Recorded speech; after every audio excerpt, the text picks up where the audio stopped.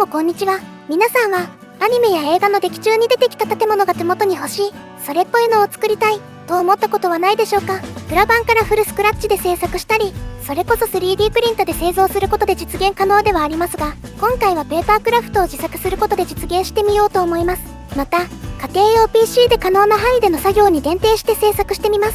今回の制作でモデルにする物件はこちら、推しの子よりいちご黒を作ってみます。近年の狭小地における標準的な北側斜線対策の片流れ屋根住宅です。制作手順と使用するソフトは上記の通りです。それでは早速制作に取り掛かりましょう。ペーパークラフトを作る前に元となる 3D データが必要です。今回はフュージョン360を使ってモデリングしていきます。スケッチを開いて図面を描いていきます。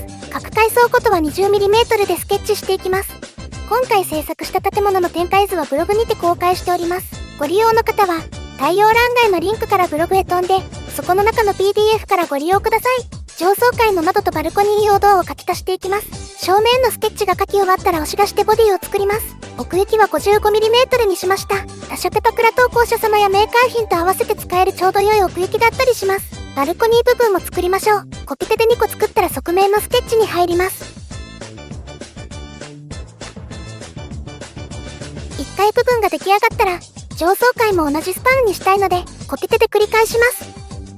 スケッチからの押し出し作業を両面すべてに施します。窓部分は展開図作成の際、手間を最小限にするためにコウマゴで押し上げておきます。もっと薄くても良いのですが、薄すぎると分割面がうまく反映されない場合があります。下面に移り、これまたスケッチを描きます。このスケッチで吹き抜け部分を作ります。吹き抜けを作ったら軒の部分を交代させ、吹き抜けへ延長させます。足りない部分はスケッチを加筆します。吹き抜け部分の柵を追加します。吹き抜けに通じる窓を書き足しましょう。あとはこの明かり取り窓を追加したらモデリングは完了です。出来上がったモデルを次の作業に使える形式に変換します。ファイルからエクスポートを選択して名前を付けてエクスポートします。次に使うソフトでは STL である必要があるので STL で保存します。ここからは展開図を作っていきます。展開にはペーパークラフトデザイナー用を使用します。展開は自動で行ってくれる優れものですが、制作しやすいのりしろにするために編集していきます。窓部分はこの時点でくり抜きます。窓具を厚くしておくと編集時、位置を移動させやすくなります。制作中の作りやすさも意識して編集するのがポイントでしょうか。パーツ類はなるべく1枚の紙に収まるように配置していきます。屋根も余計なのりしろがあるので、編集で削除していきます。展開が完了したら、ファイルを開き、PDF ファイルへの変換を選択。PDF のままですと編集ができないので、PDF を画像形式に変換します。画像編集、変換ソフト、ギンクで寄付にします。寄付にしたらこのように画像として使えるようになります。これをペイントで色付けしていきます。ペイントで展開図を編集で開き着色していきます。ペイントで編集することにより、Windows なら初期投資ゼロで作ることが可能となっております。元のガイド線は紫色で引かれているので、これを黒や灰色で上書きしていきます。窓もなぞっていきましょう。窓のグラデーションはあらかじめ作っておいた素材に貼り付けて対応します。繰り返しの部分はコピペで貼り付けていきます。窓グラデーションや屋根瓦、側面タイル等の素材をある程度準備してから作業に取り掛かると簡略化になります。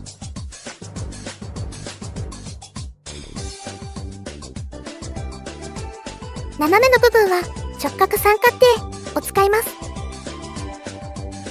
玄関扉も画像を参考に描いていきます。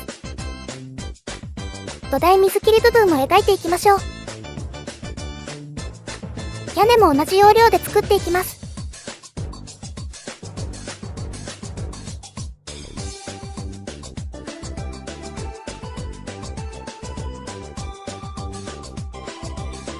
元ネタ通り屋根上部をグレーにします。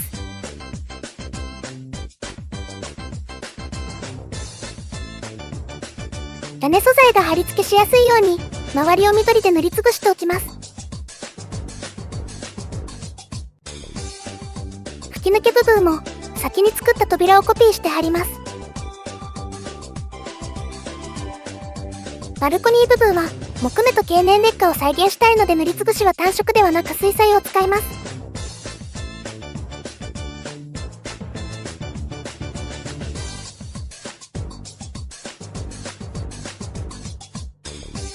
玄関アプローチの階段も同じ要領で作ります。これでもまだ真っ白の状態ですが、これにタイルを貼り付けていきます。透明洗濯で貼り付けしやすいように緑で塗りつぶします。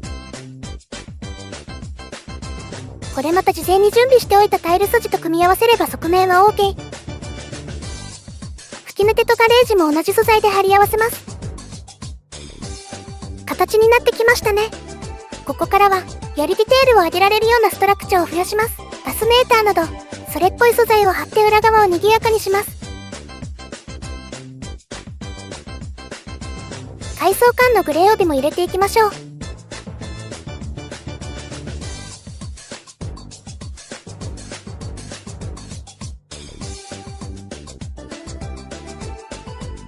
配管も忘れず追加していきます。3階の明かり取りも設置していきましょう。ガレージ部分も水切りをかき足します。あとは全体の位置を調整しバランスを整えます。その後ホロ調整をし、納得のいく展開図になれば OK。こちらが最終的に出来上がった展開図になります。ここからは実際に組み立てていきます。静止画でのダイジェストでのお送りとなりますことご了承ください。制作開始前に工作に必要な道具を準備しましょう。右から小型パーツの取り付けに便利なピンセット、切り出し加工必須アイテムのデザインナイフ、直線に切り出し作品の質を担保させてくれる定規、窓ガラスを接着する際に使用するゴム系接着剤、パーツ類を貼り付けるボンド、これらがあると制作がしやすく高クオリティにすることが可能となるでしょう。それと写真にはありませんが爪楊枝も用意しておくと良いでしょう。のりしろにボンドを塗る際にはみ出さずにボンドを塗ることができます。それでは早速こちらが印刷したてほやほやの状態の用紙です。王鵬はこれに表面保護を期待してクリアを吹いています。気持ち硬化させることができ、若干水に強くなった気がしたりします。切り出し作業を始める前に遮光作業を施します。組み立てた際の内側白色が反射してしまうので黒で反射を抑えます。これは大雑把でも良いでしょう。にじみだけは注意しましょう。カッターを走らせていきます。定規を押さえながら何度も筋を入れる感覚で切ります。まずは窓をくり抜いておきましょう。印刷窓で構わない方はこの作業はパスしても構わないでしょう。くり抜くとこんな感じに。印刷状態ですと窓とグラデーションが辛い位置でリアリティに欠けます。ですが、これなら実感的になるのではないでしょうか。窓をくり抜き終わったら、パーツを切り出していましょう。作業自体は窓切り抜き工程と変わりません。窓を貼り付けていきます。この作業も組み立て前に行いたいですね。当方では100均の PP シートを切り出して使用しています。透明プラ板でも全然いいと思います。接着にはゴム系接着剤を使用しています。温度でつけますと後々剥がれてしまいます。定規を当てながら曲げて形にしていきます。気を抜くとシワが起こるので最後まで気を抜かずにいきましょう。あとはのりしろに合わせてボンドで丁寧に接着していけば完成です。接着はボンドを使用します。ボンド本体のノズルで接着することも可能ですが、小型のパーツやのり面が小さい時には爪楊枝を活用すると綺麗に仕上げられます。玄関の階段はこのようにサミットがロックになっているのではめるだけでも大丈夫です。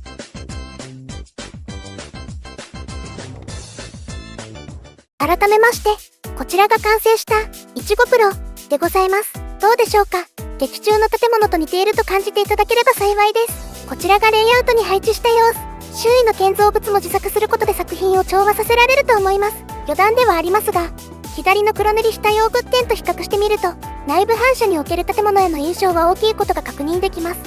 黒く塗りつぶしておくと自然さを演出できます。今回の制作まとめです。繰り返しとはなりますが、制作手順は以上のものとなります。モデルのサイズは大きくなろうが小さくなろうが、やることは一緒です。余談ですが、各ラインごとの制作にかかった時間はこちらとなっています。どうでしょうか。思ったより早いと感じるか遅いと感じるかは人それぞれかもしれません。最後に、これはあくまでも同音流であることに留意ください。もっと効率の良い制作手順があるかもしれません。皆様の創意工夫と肛門の制作を祈って、ご視聴ありがとうございました。